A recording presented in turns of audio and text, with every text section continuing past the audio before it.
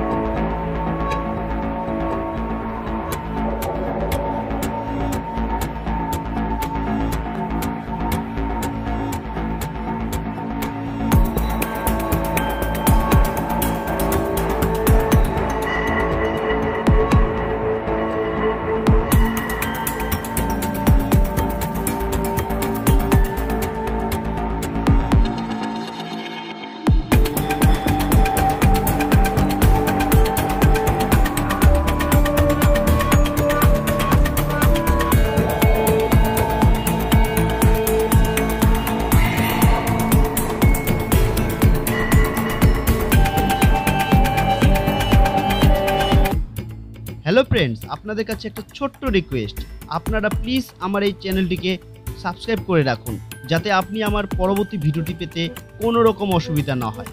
আর হ্যাঁ, আপনারা অবশ্যই জানান আপনি কোন বিধানসভার অন্তর্গত এবং কোন দলকে সাপোর্ট করেন, জানান আমার কমেন্ট বক্সে।